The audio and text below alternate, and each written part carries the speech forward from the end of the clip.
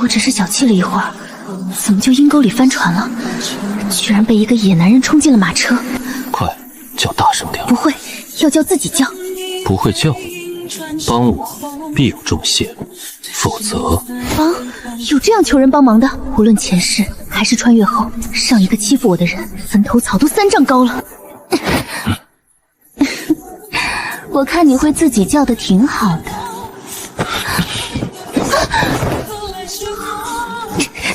可恶！快一点！快这边！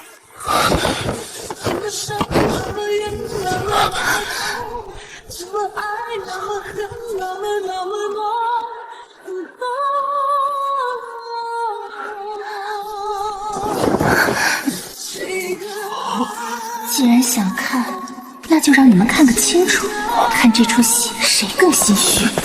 这是顾家的马车，找人要紧，不要惹是生非。他命格不好，克的外祖宋家断了1000年粉脉，顾家都要等吉时才敢来接他，你居然还想碰他？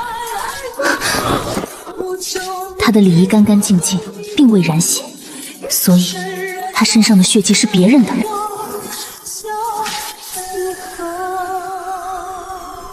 你是顾家的嫡长女。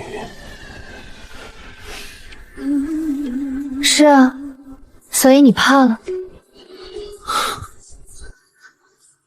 给个信。主子快走！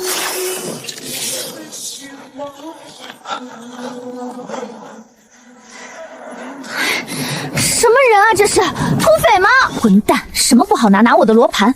不过倒也不能怪那人，我现在穷得连簪子玉佩都没有，只有这块罗盘勉强能当信物了。不过我亦有收获，这是我在他怀里摸到的。看这青玉轴头，我远在青云观都听过此乃江湖与皇族必争之物，以物换一物。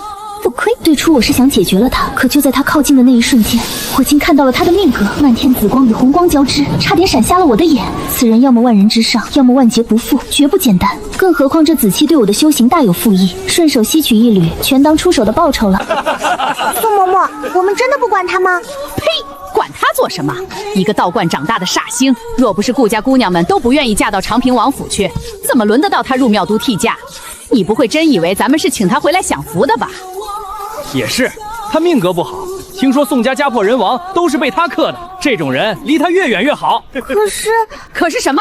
彩优，你若是担心，你不如去陪着他好了。行了，量他差不多了，走了，别真把那位大小姐饿死。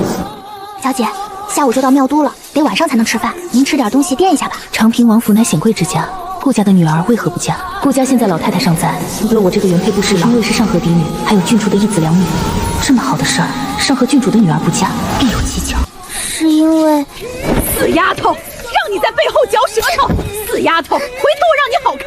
好一个下马威，杀鸡儆猴，嘴上骂彩优，实则是警告谁敢给我好脸色，这就是下场。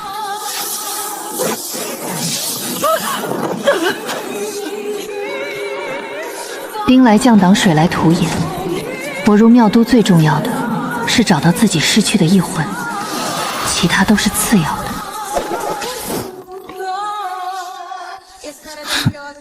真是有趣，青丘江月图被那丫头拿走了。属下这就派一支暗语去追捕他，您放心。主子，顾家把她接回来，定是要嫁入王府的，东西在他那里反而更安全。晚上再去看看。还真是巧了，他缺了一魂，他失了一魄，莫不是天造地设？这本该是我外祖父的府邸，当年的宋府竟已经改姓了顾了。别发呆了，进去吧。我本是异世界的玄术传人，精通问卦、除祟、改命。3年前意外穿到了这被力养道观的顾家嫡长女身上。3年了，我占卜问卦，寻找失去的一道真魂，因果3番5次指向顾家，我必须回来瞧瞧。看来这顾府比我想象的有趣多了。禀告老爷、夫人，大小姐到了。大小姐，您这是干什么？夺血啊！父亲和郡主既然接我回来嫁人，总没有让我站在门口冻死的道理。他们许是上了年纪，耳朵背了。我在这里等等也可以。大小姐，侍郎府有侍郎府的规矩，老爷夫人未开口不得随意乱动，请您站回去。坏了规矩，当心老爷家法伺候。左右都是等，在廊下与雪地里面有何区别？还是大小姐到了，怎么也不通传一声？一个唱红脸，一个唱白脸是吧？一个郡主的丫鬟都穿得比一般的小姐夫人还要好，上河郡主果然财大气沉呢。许是风雪太大，没听清。大小姐先进去吧。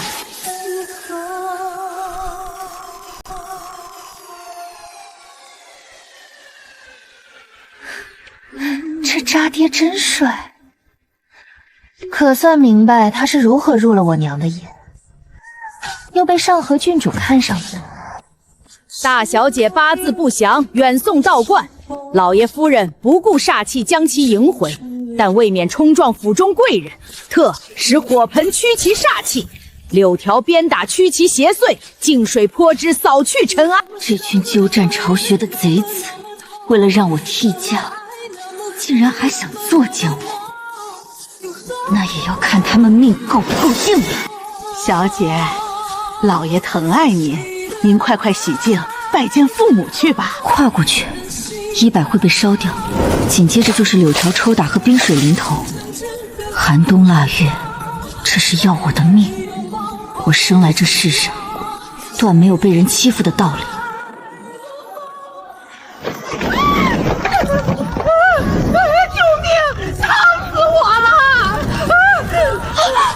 着火了！救命啊！快救火！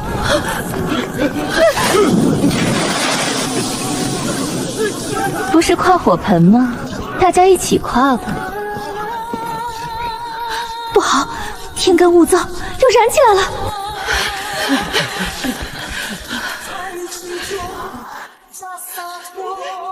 都是你干的好事！是精灵不对，精灵应该扶住宋嬷嬷才是。都说不祥之人养在外面即可，老爷非要接他回来。师父说过，我自身不祥克己，从不可亲。若生灾难，必是行事不端，惹怒亡魂。行了，是嬷嬷摔倒，怪不得敬礼。既然是这刁奴闯祸，拖下去乱棍打死！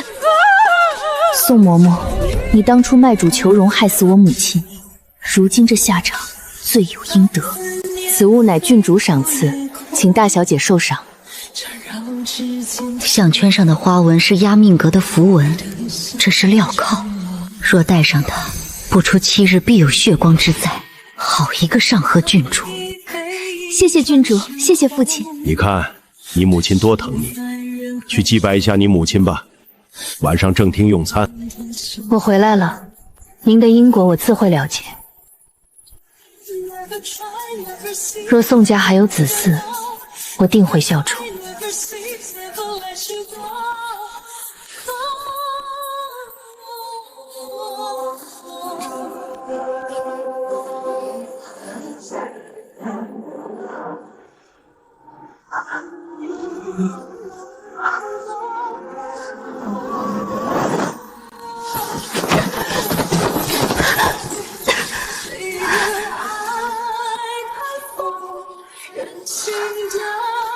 上午我救了你一命，你是来报恩的吗？是。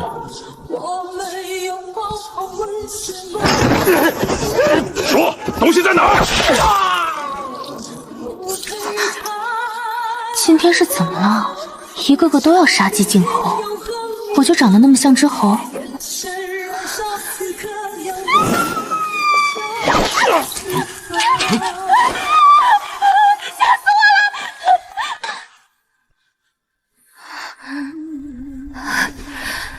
太可怕了，太血腥了。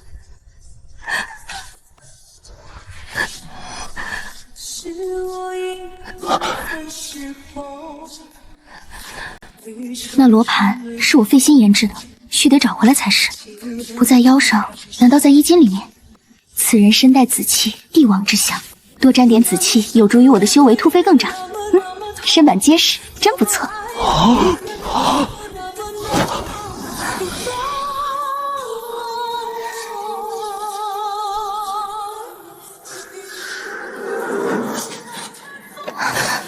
下去。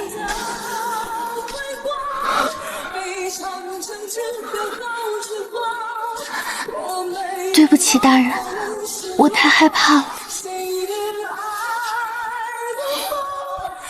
不怕，只要你没做错事，鞭子就落不到你身上。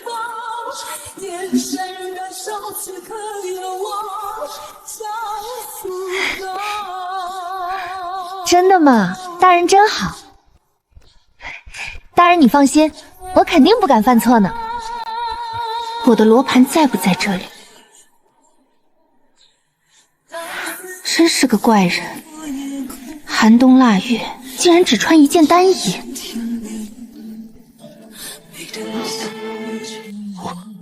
我被人轻薄了。站好。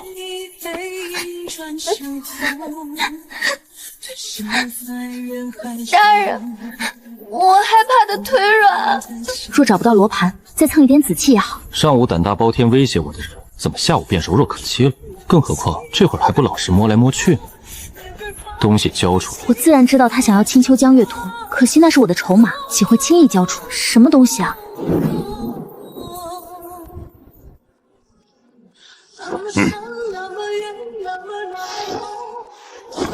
说，东西在什么地方？做人呢，还是老实本分点好。那东西你拿着也没用。小女子不知道大人指的什么东西啊？您若是想要绑架我换点金银，那您可管错人了。我不值钱。我看起来像是缺钱的吗？大人可以搜身，看有没有您要找的东西。你还真是不知廉耻。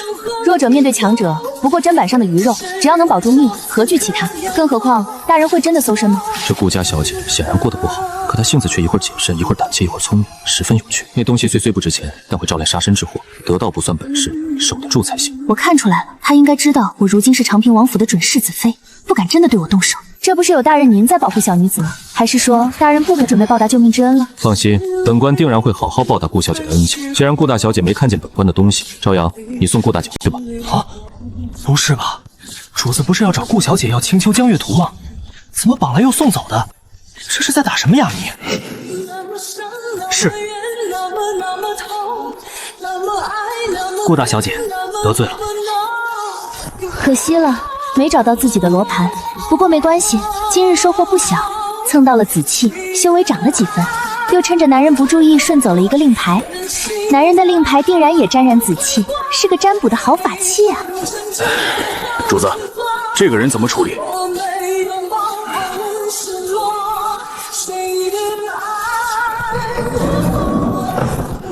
你有本事杀了我，把我拉出来讨好女人算什么？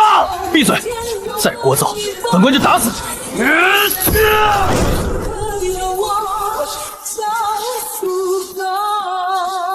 想到方才顾景睿那般毫不顾忌的在主子身上放肆触碰，我就实在忍不住。晨曦，你也该成亲了，早日娶个妻子过门吧。完了，主子这是要把我打发出去。主子，属下不是笑你，属下是笑，属下是因为有人真心崇拜喜欢主子，替主子高兴。哦，属下思来想去，那顾大小姐拿走主子的东西，就是故意引起主子的注意，今日又跳入主子的怀中，就是想要和您亲近。她都不知道主子的身就这般大献殷勤，想必是真心崇拜主子的您这个人的。她居然喜欢我。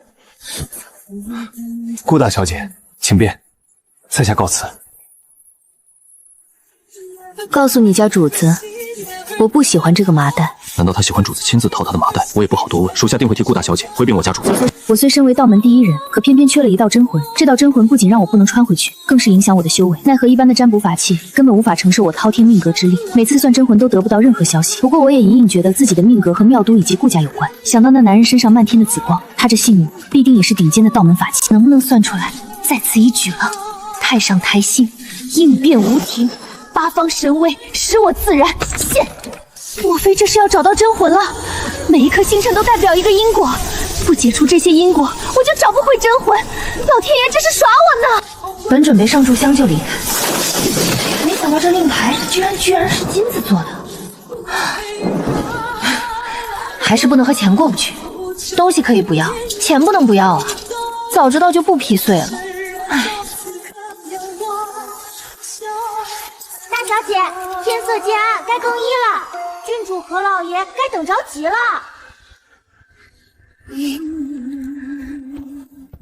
我住哪儿来着？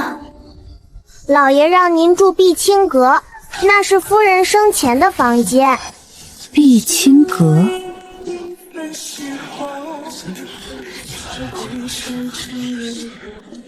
小姐不必放在心上。寒冬腊月，枫叶却血红，床角正对门，床头正对梳妆台。透过铜镜看那香囊摇晃，像个血红的人头。这桌椅摆放一点一线，是个阵法，厄运风水，怪不得阴气十足。什么不入流的东西，也敢在我的面前班门弄斧？怎么回事？材质不错，用来聚气很合适。大小姐，这些都是府中的贵人们给您准备的礼物。这个镯子是老夫人送您的，这些是芬兰院的小娘送的，这是老爷送的。您瞧，老爷还是疼爱您的。看来这顾家还真有钱，连小妾都能拿出这么多不错的首饰来。想到宋家千年积累倒是给顾家做了嫁衣，这些人有可能是花着我外祖家的钱给我做人情，顿时心情差了几分。属于我的财产，我可是要一分一毫都要夺回来的。小姐，您看这套衣服，织金的云锦，是郡主赏赐的。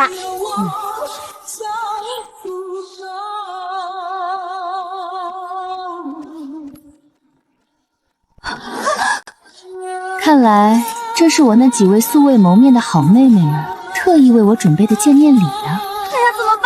这可是郡主赏赐的衣服，等下大小姐若不穿这身，郡主会怪罪的。小心！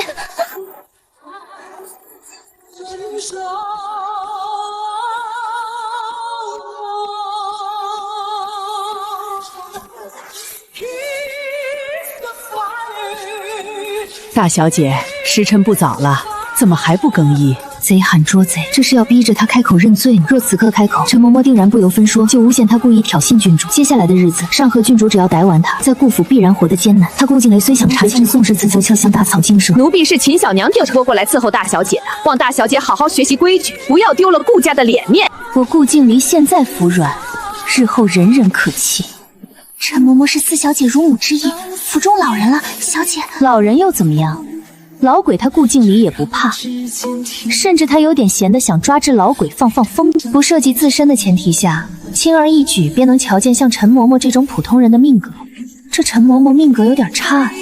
大小姐若是不配合，就别怪老奴不客气了。你家这几年过得不太顺利吧？你这人先是死了丈夫，儿子还服兵役死了，儿媳妇又难产而死。真惨啊！全家就剩个羸弱的孩子，你也运营够差的，家中好不容易攒的积蓄被人骗光了，赚的钱不够填窟窿的。可是从最出名的青云观修行的，难道真的会算命？你为人心术不正，天象所驳斥，不出7日，家中必有血光之灾，灾就落在幼儿身上，这是要绝兔了。幼儿是我的孙子吗？我的孙子病了半月了，一直不见好，难道大小姐，老奴错了？老奴不该以下犯上，求大小姐给个化解的法子吧，救救我家孙儿！因果都在自己一念之间，不动手指就能救那孩子一命，就看陈嬷嬷想不想要那孩子活。虽有心术不正，但还有的救。想不到她的四妹妹从小就是坏拍子，备受折磨的陈嬷嬷居然第一个就主动报名了。老奴多谢大小姐指点，今后老奴定当尽心尽力伺候好大小姐，再也不敢有歪心思了。这衣服是五小姐闯进来捡坏的，老奴这就去给您重新取衣服过来。都愣着干什么？该干什么干什么去！瞧着陈嬷嬷气势凌人的走进去，诚惶诚恐的退出来，额头磕得猩红不说，连语气都变了，跟被夺舍了一样。看来这位大小姐有些本事。大小姐，这虽是郡主赏赐的，但是似乎和衣服搭起来不那么合适。不过是个低劣的阴族总手段，对普通人可能影响很大。但我天生命格过贵重，对我没什么影响，而且摘下来容易打草惊蛇，索性带着看看，到底是什么人在算计他。带着吧。是。布了一个夺人灵脉分运的法阵，这宋家的运道被顾家分了3分，剩下7分，却又不知落在何人手中。若有机会，定要仔细查清。想来也未必艰难，只要和紫衣男人处好关系，就一定可以打听到各家的情况，必然能在盘根错节的妙都世家中找到迫害宋家的凶手。想到那个戴着银色面具的神秘男人，别人看他是活阎王，可我偏生觉得有趣的极了。那男人居然会害羞，好可爱。大小姐到了，郡主身旁的是5小姐顾若瑶，旁边的是4小姐顾若雪。父亲，郡主。吃饭吧。小姐，食不言，寝不语。那感情好，不耽误我干饭。从青云观下山都没怎么进食，正好饿了。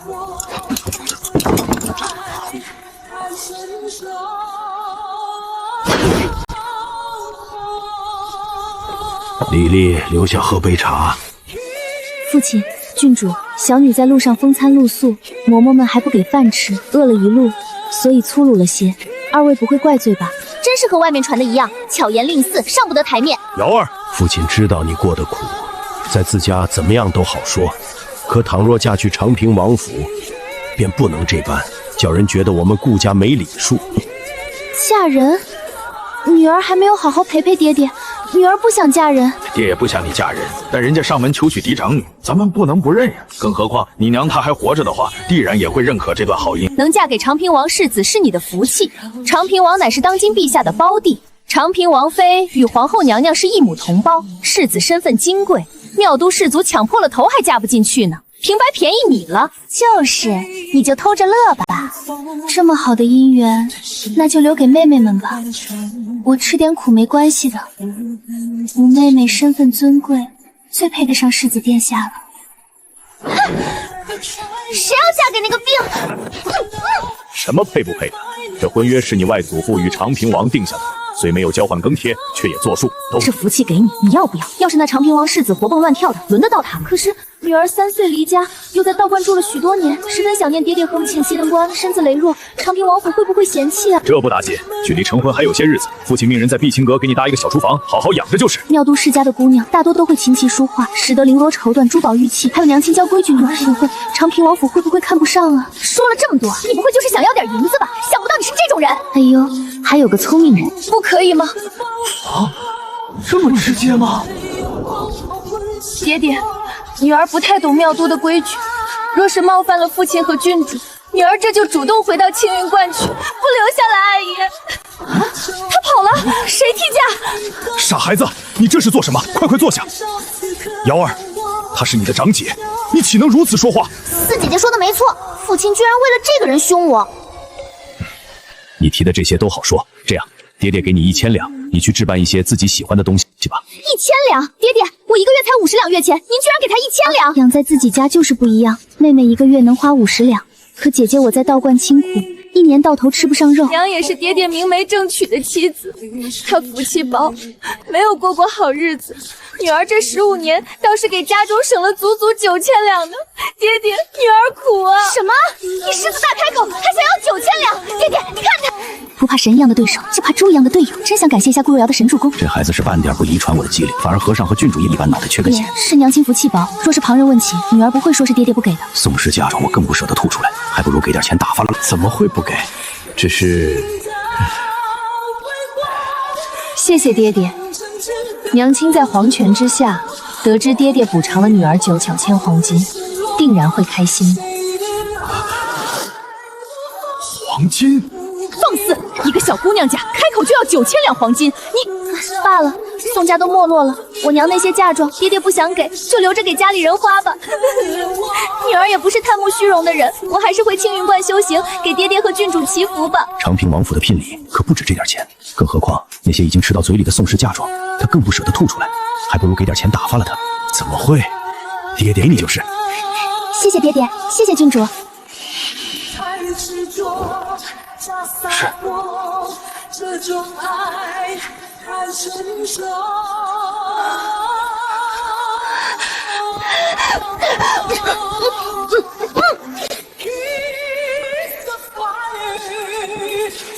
整个顾家一个能打的都没有，这些就当利息了。站住！你想嫁给长平王世子吗？可以让给你。别以为你仗势长女人，我就会叫你一声姐姐。我告诉你，我外祖父乃是翼王，手握30万大军；我舅舅乃是皇商，富可敌国。哇，好厉害！你不过是孤女，你若是讨好我，对我毕恭毕敬，我还给你点好日子过；若不然，我明白你的意思，不就是要点钱吗？拿着吧，买糖吃。顾经理觉得说了这么多，就是为了要他2个铜板，2个铜板，他不叫花子吗？顾若瑶。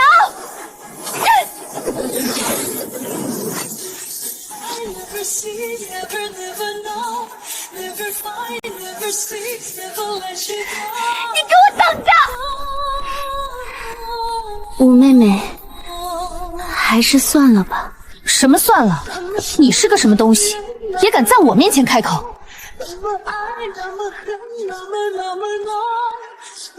爹爹和郡主不但赏赐了那么多东西给他，还让他住在最好的碧清阁，9000两黄金说给就给了，足以证明爹爹对他的宠爱。今日爹爹还为了他呵斥你。闭嘴！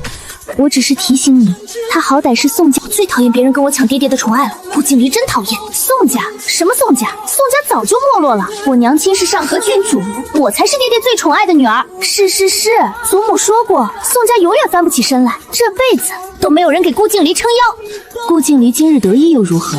那项圈戴在脖子上，7日之内必有血光之灾，就怕有钱花不出去，到时候顾静离身死，要嫁的可就是顾若瑶了。宋家永世不能翻身。宋家之所以衰落，是因为外祖父死后，朝堂之中与外祖父有争议的一党故意举报家旁支卖官依浪，这才指抄家流放。短短几年时间，宋家就没落了，甚至还有没有后人都未可知。我之所以管他要钱，就是觉得这里肯定有顾家参与。如今拿回来的也是宋家的血汗钱，自然也要花在宋家人身上一些。寻到宋家后人，先解决娘亲宋氏这边的因果。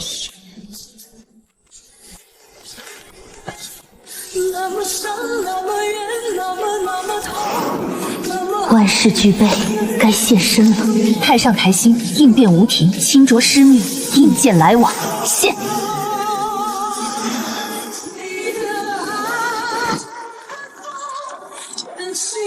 求救！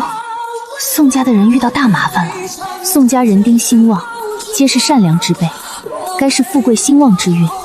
即便生母是独女，可旁系子嗣茂盛，就算宋家抄家流放，也有柳暗花明之势，不至于血脉凋零，败落至此。碧清阁的厄运风水，还有顾家的布局，果然是有人恶意截断了宋家风水。更加恐怖是，他们截断风水就算了，如今连宋家血脉都不放过，太阴毒了！这个下死手的人，我一定要亲手解决。不好，宋家最后的血脉要断。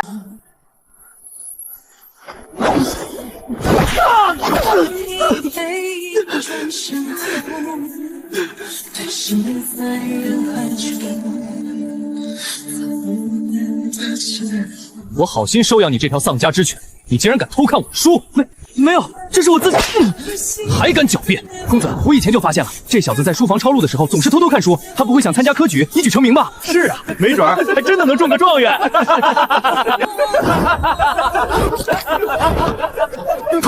不要！宋萧泽，你不过是赵家的奴仆，本公子愿意让你看书，你方能看些；本公子不愿意，你便死了这心。住手！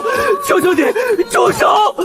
那是祖母绣的，祖母去世前还嘱咐我好好读书，终有一日光耀门楣。不要！那些书是我最亲的人用生命留下的最后遗物，那是所有的希望。蝼蚁只配活在黑暗的沟渠里，还敢捡？知道为什么本公子愿意收留你吗？当然是因为你长得好看。你若是愿意跟了本公子，书房的书随便你看。去死吧，去死吧！既然活不下去，那就大家一起去死吧！拉开！快把这个疯子拉开！疯子，疯子，小疯子，你找死！你越是不愿意，本公子就越是高兴。想要反抗，可手脚像是不听使唤了一般，根本抬不起来。又想起祖母抱着我，告诉我当年有多繁华，让我努力读书，终有一日重回巅峰。记得亲人们以血肉之躯搭建了人梯，瞧着血亲被弓箭射杀，个个用尽全身的力气抱着我，落在地上的时候，便是清白这条线。我毁了，是宋萧泽这个疯子毁了我！杀了他！杀了他！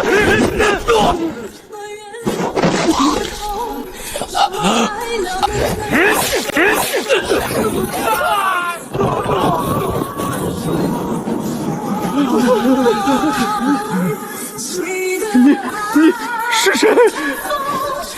还好，气息尚存。你是何人？竟然敢来赵家撒野！真是聒噪。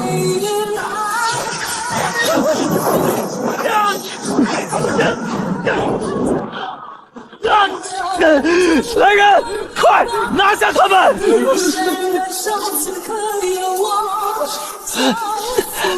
把他生气交出来，否则死！疯子，放开我！顾家的人，少废话，交不交？我给，把他卖身契拿来。是。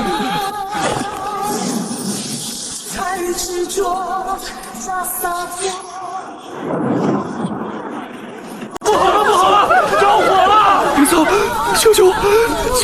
你杀了我吧，我绝不娶顾家为奴。死容易，活着难。你是成为一滩烂泥，还是想一人之下万人之上，将欺辱你的人踩在脚下？我没心思去救一个一心求死的人。我跟你走。宋萧泽命数已绝，我逆天救他，竟引来神罚，真是笑话。害宋家灭门的人，天道怎么不管，偏偏管我？是觉得我好说话？在道门修行数十载，若不是丢了一抹真魂，恐怕早就可以飞升了。老天让我穿来，又让我丢了一魂，明显就是在阻止我飞升。我顾静灵会怕吗？本就低着了一缕真魂，西西化连经之时，便会遭受提前了。改了因果又怎样？天道越阻拦，我越要逆天，彻底绝了生机，让其万劫不复。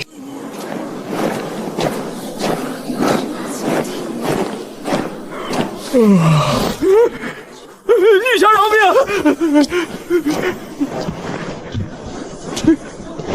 住店。小姐，我们这是小本生意，不接照顾病人这种活，更不……等等，小姐，好商量，不能难在人不是？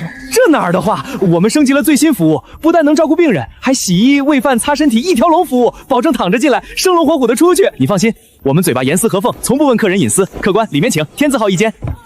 这位小公子伤得太重了，恐有性命之忧。姑娘，您快些给他请个大夫吧。不用，小姐，不治。会死的，现在已经开始后悔了，痛恨自己被钱财冲昏了头脑，惹了个大麻烦。放心，有我在，他不会死。你去给他送些清淡的饭菜来，再买2件换洗的衣服，剩下的钱算作你跑腿费。是。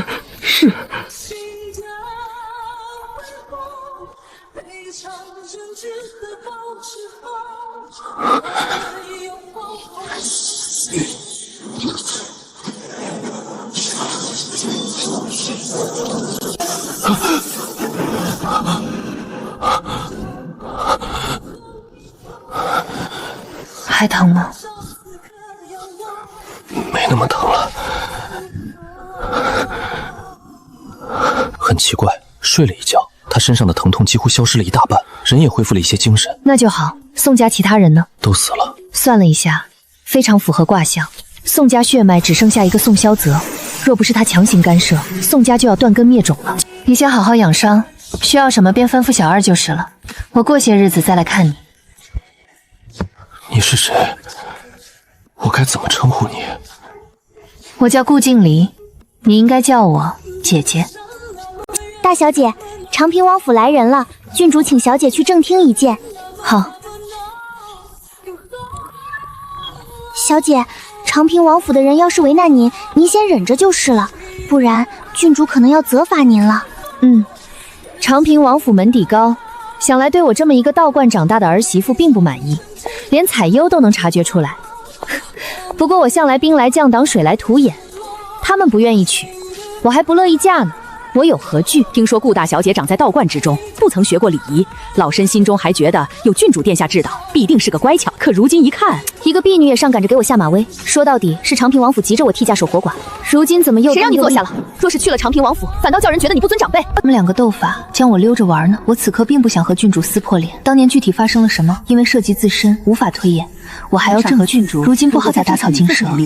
哎，我也不是这个意思，叫大小姐站着说话，反倒是我不是了。坐下吧。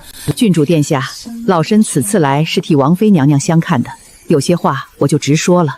但说无妨。我们王爷乃是陛下的亲兄弟，王妃娘娘和皇后娘娘一母同胞，世子的身份金贵，不是人人都能高攀的。嬷嬷是觉得我顾家的嫡分配不上，还是王爷是这个意思？这婚约本就是长平王和宋丞相定的，也是长平王主动出说起来，他们顾家还犯不上被人这般贬低。若是让他女儿嫁，他可不愿意。哎呦，郡主说的什么话？老身自没有这个意思。不过咱们王府要的品行绝佳、端庄秀丽的名门淑女，光有容颜是不行的，您说是吧？嬷嬷放心，静离聪慧机灵，待本郡主找最好的礼仪嬷嬷教导，必不会比其他的贵女差。这个王妃娘娘指派老身过来指导大小姐规矩，这教导她不是那么容易的。本身对顾静离就没什么好感，再加上刘嬷嬷本是宫中赐给长平王府的，若是她亲自教导顾静离礼仪，今后任何人也挑不出毛病来，那就有劳嬷嬷了。多谢郡主。另外，过些时日，王妃娘娘将举办赏雪诗会，特地邀请郡主殿下，到时还请殿下赏脸，也好叫大小姐和世子互相见上一面才好。那老身告退了。银杏送送刘嬷嬷。是。你今日未免太没规矩了些，叫本郡主也跟着在他面前丢了颜面。我知道错了，下一次我定会向嬷嬷问好。你知道这位刘嬷嬷吗？她可是世子的乳娘，听说她教导规矩极为严厉，打骂罚站是时常的事情。王妃既然让她教导你规矩，那就是对你不满意，有你好收的。早就瞧见银杏给刘嬷嬷塞钱了，看来除了王妃那边对她不满，郡主也想要搓磨她，干脆拖大家下水。王妃亲自指人教导我规矩，日后那些王孙贵族的夫人们只会夸奖我规矩好。即便你镶了金边，也改变不了你的出身。改变不了，那就努力提高自己。还有宋家都那样了，别以为你……我不怕规矩严苛，若是不懂规矩，哪有机会高嫁？吃得苦中苦，方为人上人啊！她本就是庶女，想要做正妻，只能嫁给小门小户。若是想嫁给高门大户，没有名声可不行。五妹妹，大姐姐说的没错，不如我们一起去学吧，对日后议亲也有好处。学什么？要学你去学，我可是嫡女，我娘亲是上河郡主，天下好男儿任我挑选。是啊，你是郡主的女儿，和我们不同，普通人可没那机会攀上高门别院的路。爹爹最喜欢乖巧守规矩的女子了，他才能借着他的光驱，若不然他是没有资格在上河郡主面前开口的。好啊，我说你们怎么心甘情愿的要学规矩，竟是为了争夺爹爹的宠爱？你们休想！满玉去告诉娘亲，我也要学。这顾若雪还真上进啊。娘亲，女儿也要学，女儿要和顾静离一起学。你跟着凑什么热闹？娘亲教你还不够？顿时觉得头疼。她本就是看顾静离不顺眼，放任刘嬷嬷跟着去了，叫她如何下手？刘嬷嬷她可是王妃只给顾静离教导规矩的，到时候我们跟着学，肯定都有好名声啊。娘，您是不是不疼爱女儿了？你想去就去，我们若瑶值得最好的。谢谢娘亲。大小姐，奴婢按照您的吩咐，将夫人的嫁妆清点出来了，您看看。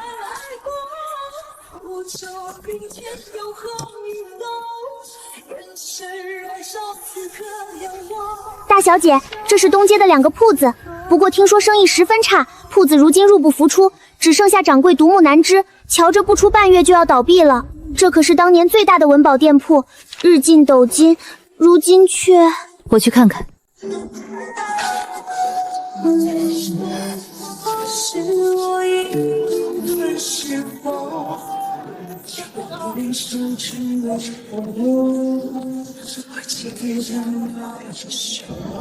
小姐，看点什么？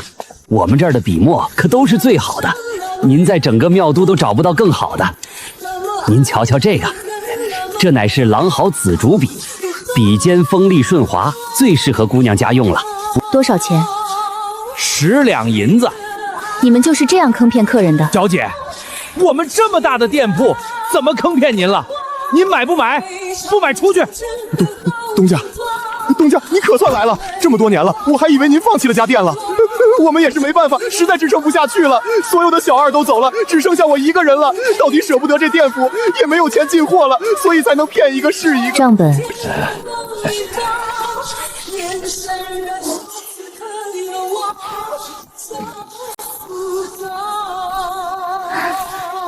见过大姐姐。大姐姐不是要明日学习规矩吗？怎么还有空出来？是啊，我这不是怕日后没空了吗？自然要出来逛一逛。切，你一定不知道，我娘亲也准许我跟刘嬷嬷学规矩了，以后我肯定比你强。送钱的来了，那恭喜你啊！小姐，这支紫毫是难得的好笔，乃是镇店之宝。姑娘，你要么？包起来。好的。这支笔我要了。可是刚才那位小姐刚刚定下，我出3倍。小姐5倍，你疯两买一支笔。爹爹给我了9000两黄金，怎么没给你吗？哟，看来爹爹还是最心疼我的。我出10倍，我就要这支笔。成交，笔给他。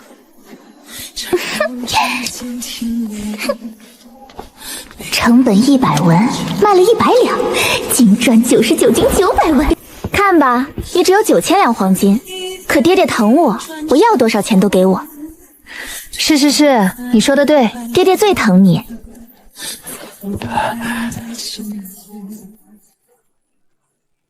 哎，主子你看，顾家的大小姐是真可怜啊，家中姐妹都能随便训斥她，她根本不敢还口。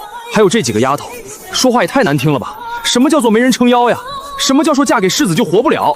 属下瞧着她在顾家才谨小显微，难过的很。顾小姐真可怜，什么都没有买就出来了，是不是没钱呀？主子，你说顾小姐那么喜欢你，您就一点就没心疼吗？属下听说王府派人去教导她规矩，您猜猜顾小姐是不是还要受一番搓磨？闭嘴！回去了。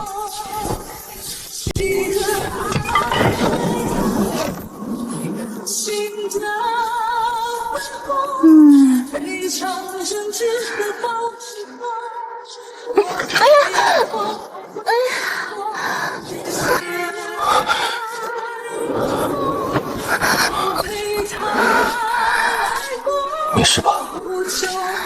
多日受罚，体力不支，还望大人见谅。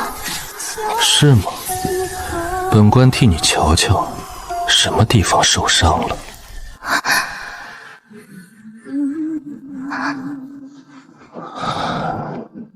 好看吗？叫啊！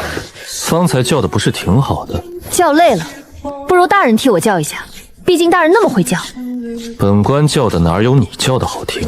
气势如虹，名动妙都。是吗？所以大人是特意过来关心小女子的吗？本官来瞧瞧，你死了没有？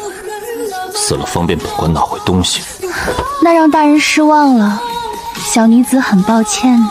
你当真有本事，叫王府的嬷嬷跟着你做戏？过奖了，不过是各取所需，大人连这也要管？管！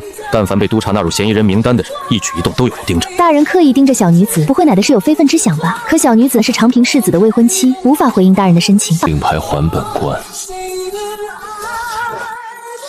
哟，碎了，已经坏了，对于您而言，只怕是无用了。大不了，小女子请您吃糕点，就当是给您赔礼道歉了。大小姐，您没事？嘘，大小姐，您是未来的世子妃，和大人单独见面不妥，若是被有些人知道，会惹来大麻烦的。大人什么时候走呀？走可以，还本官一个完整的令牌。大人是不是不想小女子嫁给世子？要是要被人看见，坏了小女子的名节，小女子怎么嫁给世子？你要是再不走，小女子可要喊了。你还在乎名节？小姐，刘嬷嬷来了。你不在乎小女子的，也不在乎你自己的。快来！闭嘴！我马上走。大小姐，您怎么和杜月笙扯上了关系？他可是妙都鬼剑蛇。妙都鬼剑蛇，不过如此。不好了，不好了！世子殿下吐血了！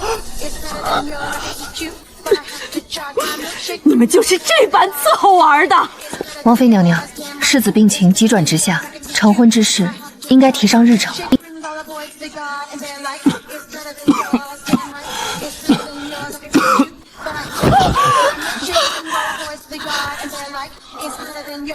去，现在就送聘去顾家。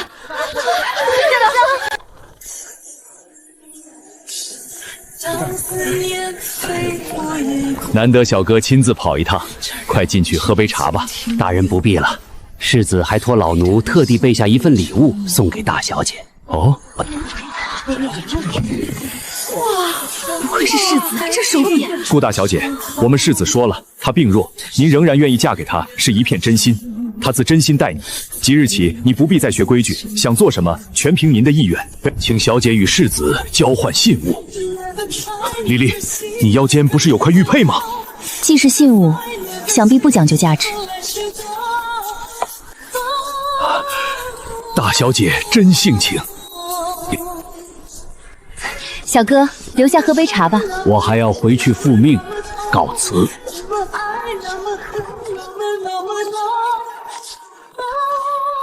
命人整理一下，搬进去吧。是。既然聘礼下了，日后你也不必学规矩了。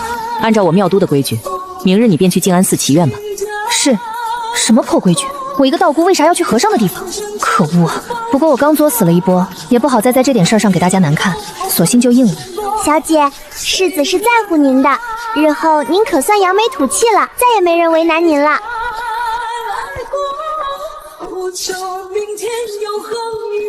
这箱子打开，给咱院子里的人分些吧。小姐，每个人都有份吗？我碧清阁的人都有。好，快排队！大小姐有令，咱们碧清阁人人有份儿。你这就拜完了？佛本是道，我只有敬意，没有信仰。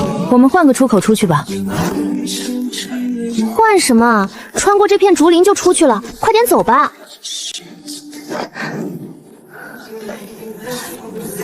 什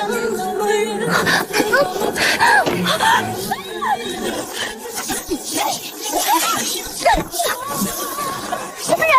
可是督察院办案，尔等岂敢入内？督察院，皇帝直辖，先斩后奏。那位杜御史手段狠辣，落入他们手中，不死也得脱层皮。我们不是故意的，我们走错了路。难道是同谋？不是，我不是，别杀我！我是上河郡主的女儿。不管你们是什么人，擅自闯入案发地，一律按照嫌疑人处理，带走。怎么回事？禀告提司，这3个人忽然闯入，有嫌疑，属下准备将人带回督察院。是他。待我禀告大人。那杜御史如同罗刹厉鬼，寻常百姓家吓唬小孩都是用他。早知道我还不如听顾敬离绕路了，如今后悔也来不及了。大人，杜御史大人，小女子是户部侍郎顾宪军的女儿，小女不是故意闯入的，还请大人放我们一条生路。放了吧。是。多谢大人，多谢大人。他也不是，他是。他倒不像清白之人。我怎么就不清白了？大人，我们姐妹3人只是走错了路，请大人明察。哦，是吗？那就一起带走。冲着我来的，记着昨日的事儿呢，真是小气鬼。若不是有顾家姐妹在场，真想伸手摸摸。对，摸子期。大人，小女子的姐姐同胞姐姐是太子良娣，阿兄顾岩峰在崇山书院读书，家世清白，断不可能犯下此等弥天大罪，请大人明察。请大人放了他们2人，我愿意配合。大人，顾敬离也是清白的。快走！带走。大人，您若是这样，民女可就要喊了。喊吧。他是有什么特殊的癖好吗？难道是我上次说不喜欢那个麻袋，这次换麻绳了？这粉色麻绳不会是给我单独准备的？遇到这种怪人怎么办？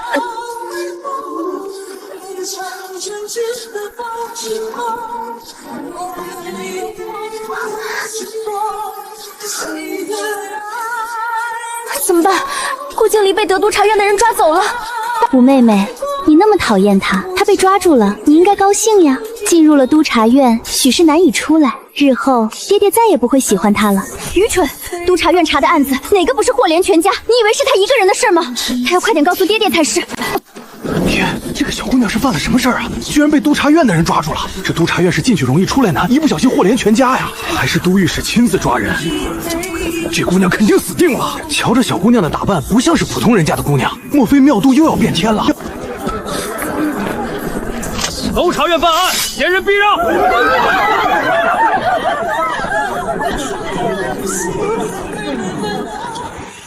我听说你是青云观的人。你师父是长陵道长？是，也不知道都御史葫芦里到底卖的是什么药，可惜了，离得有点远，不能直接蹭到紫气，可恶。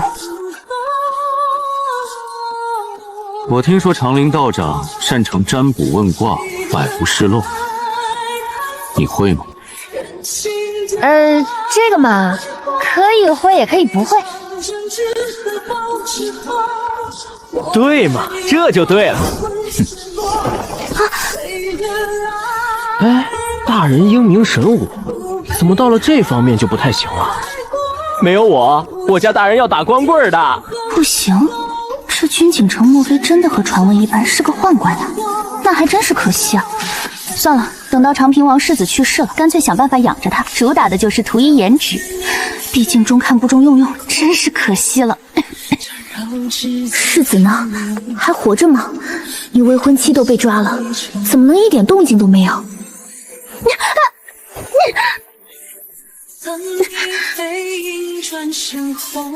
起来！大人，小女子太害怕了，害怕的腿都软了，手也勒得疼，走不动了。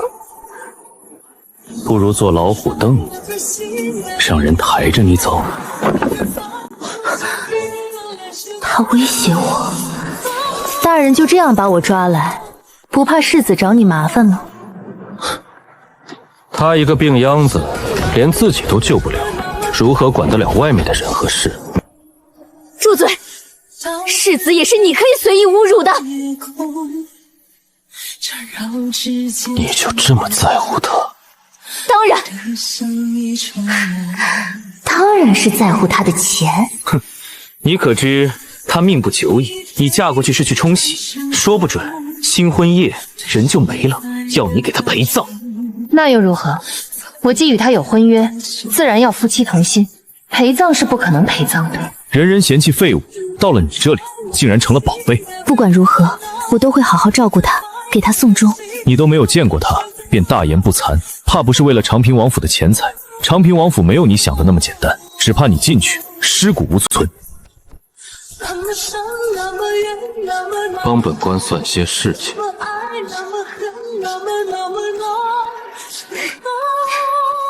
得给钱。开个价吧。什么事情？我向来不喜欢给自己挖坑。今日命案抓了个人，不知他说话真假，你可能辨别。小女子还有一件事情，求大人帮忙。说。小女子有个弟弟，如今无地方安置，督察院只收能人，不讲究身份。大人您看，庙都人家就是小小的赤霄泽，注定科考不了，而且许多人想要他死，他要爬起来，站起来，只能进督察院。宋家乃是罪臣之后。对呀，正因为是罪臣之后，整个庙都也只有您有这能耐庇佑他。你倒是好筹划，本官若是不答应呢？大人有所不知。修道嘛，讲究道心自然。倘若我心中不爽，乱了道心，破了道法，就算不准了呢？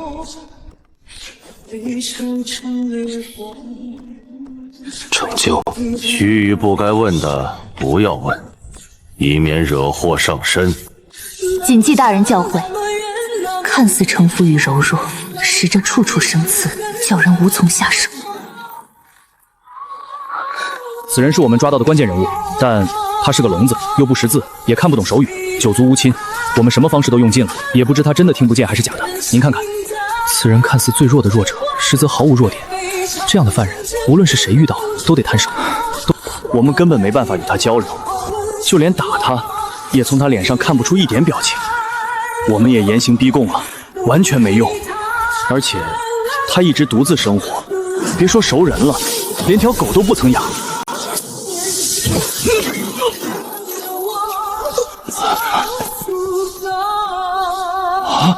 要问什么？这就可以了吗？那就请大人另请高明。不是，顾小姐，属下不是这个意思，属下纯属没见识，属下现在就问。虽然主子一句话没说，但他已经感受到了杀意。是谁指使你做的？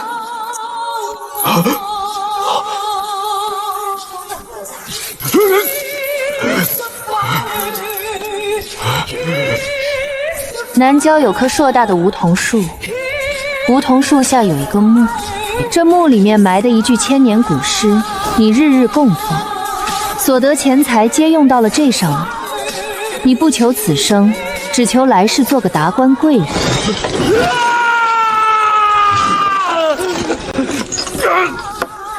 告诉他，他若再有隐瞒，便将那古尸挫骨扬灰。都御史大人说要将尸体挫骨扬灰哦。3、2。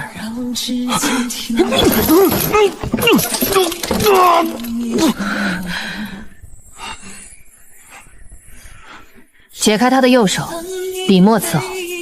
是。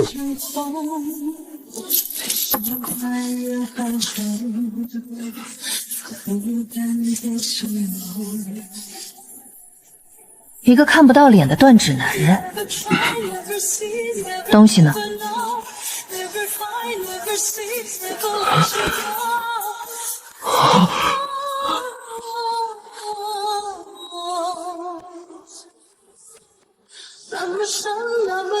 大人明白了吗？顾小姐，他怎么能听到您说话的？您怎么知道诸位时候他的弱点的？您教教我呗。督察院那般厉害，小女子只不过是雕虫小技，不足提丝学习。加重了让顾景离变成都御史夫人的决心，这样我们能少干多少活啊？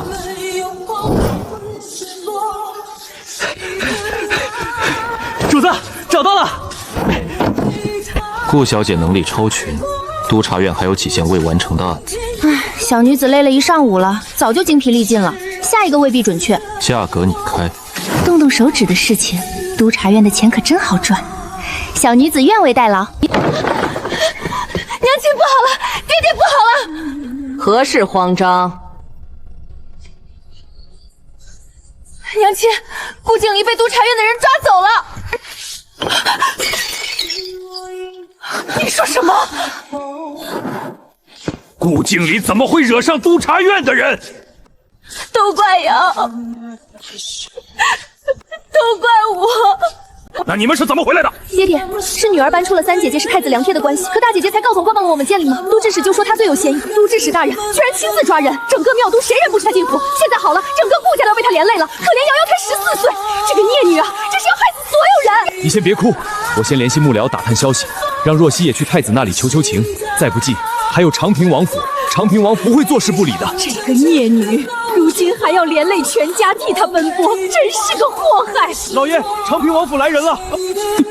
顾大人真是养了个好女儿，竟然惹上了督察院。王爷王妃有令，3日之内，顾家若没有给长平王府一个满意的答复，这门亲事就此作罢。你们顾家的女儿，旁人只怕娶不了。话已带到，顾大人好自为之。告辞。完了，一切都完了。